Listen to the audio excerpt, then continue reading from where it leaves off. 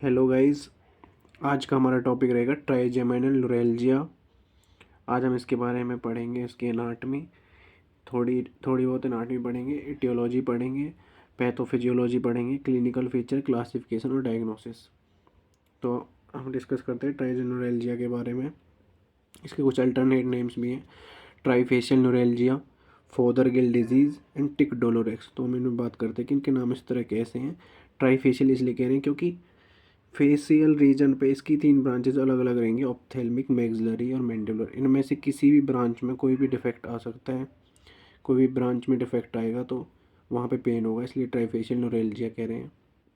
फोदरगिल disease इसलिए कह रहे हैं क्योंकि एक साइंटिस्ट है फोदरगिल, जो एक फिजिशियन थे जिन्होंने इसके बारे में ट्राइजेमिनल न्यूरैल्जिया को इंट्रोड्यूस किया था, इस टर्म को। तो फोदरगिल डिजीज कह रहे हैं। टिक डोलोरेक्स का क्या मतलब है यहाँ पे?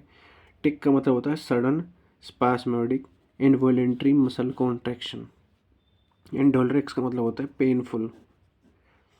तो और इसमें जो पेन होता है वो सडन और पेनफुल ही होता है, तो इसलिए टर्म टिक डोलोरेक्स दे रखा है।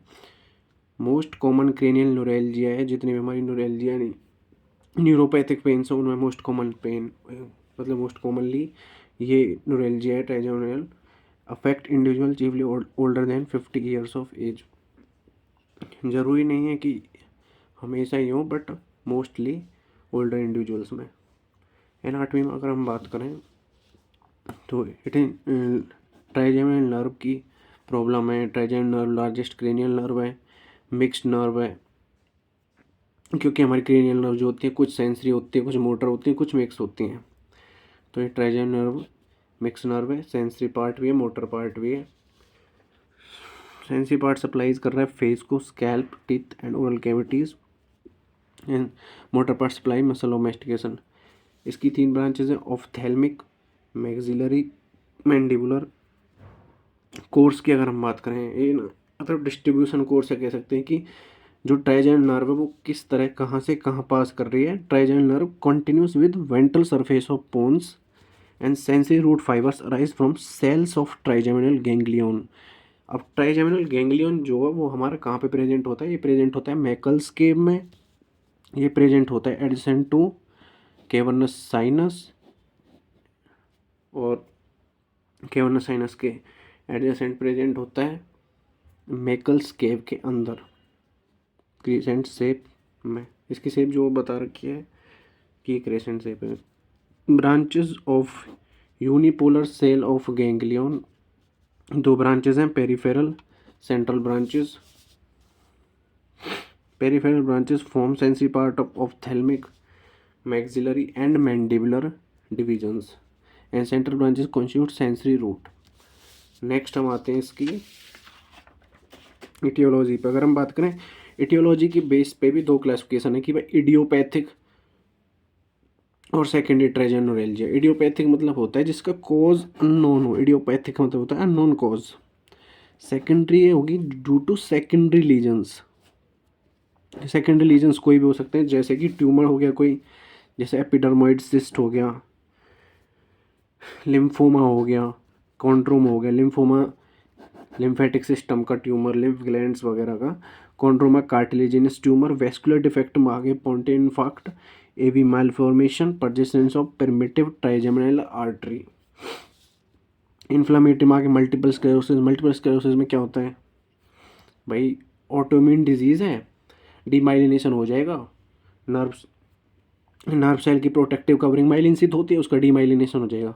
सार्कोइडोसिस में क्या होगा? जो हमारी बॉडी के इन्फ्लामेटरी सेल्स हैं वो क्या करेंगे? ग्रेन्यूल्स फॉर्मेशन, लंप फॉर्मेशन कर लेंगे बॉडी के ऑर्गन्स में, तो वहाँ पे इन्फ्लामेटरी रिएक्शंस होंगी, इन्फ्लामेशन क्रिएट होगा। लाइम डिजीज न्यूरोपैथिक है। लाइम डिजीज होगी बैक्टीरियल डिजीज है जो आगे चल के न्यूरल डिस्फंक्शन क्रिएट करती है। और जो बैक्टीरिया होता है ना इसका, उसको टिक्स होते हैं ना, वो कैरी करती हैं। नेक्स्ट हम बात करते हैं इसकी पैथोफिजियोलॉजी की। Trigeminal neuralgia is typical of neuropathic pain.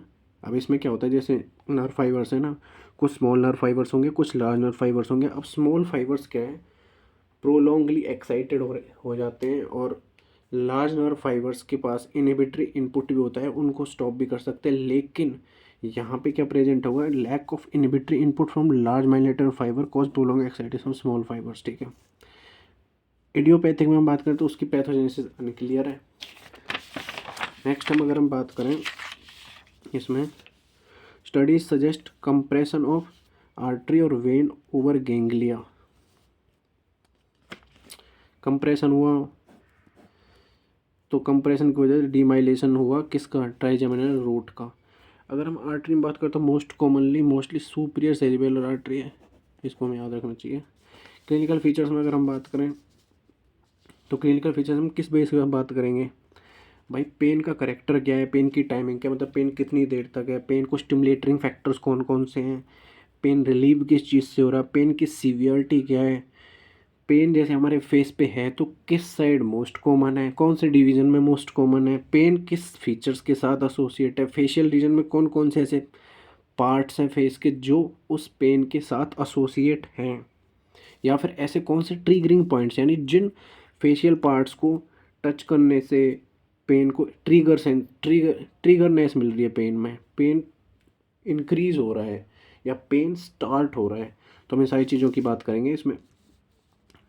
Character pen का कैसा है, sharp, shooting, terrifying and unbearable pain. Timing क्या है, सेकंड टू मिनट तक हो सकती है।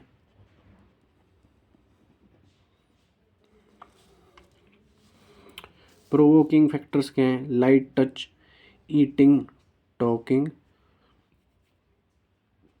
वॉकिंग, स्पॉन्टेनियस पेन रहेगा। और अगर हम बात करें रिलीविंग फैक्टर्स में अगर जो पेशेंट है ट्राइजेमिनल का, जब वो सोता रहेगा ना तो उस टाइम उसको पेन नहीं होता। और रिलीविंग फैक्टर्स में ड्रग आ जाएंगी, कुछ पर्टिकुलर मेडिकेशंस हैं। सीवियरिटी में अगर बात करें तो moderate to severe kind of pain है, और एसोसिएटेड किसके साथ है, ट्रिगर पॉइंट्स के साथ, may be associated with trigger point, may be sensory changes. और अगर ट्रिगर पॉइंट्स में बात करें V1, V2, V3, supraorbital ridge of affected side, V2 में skin of upper lip, alae nasi, ala of nose, lower lip, rarely tongue, teeth और gums of lower, जो ये आएंगे V3 में। बात करें right side up to 60%, unilateral 97%, ophthalmic division rare है और मैक्सिलरी डिवीजन कॉमन है। अगर हम बात करें मैक्सिलरी डिवीजन की तो मैक्सिलरी डिवीजन कॉमन है।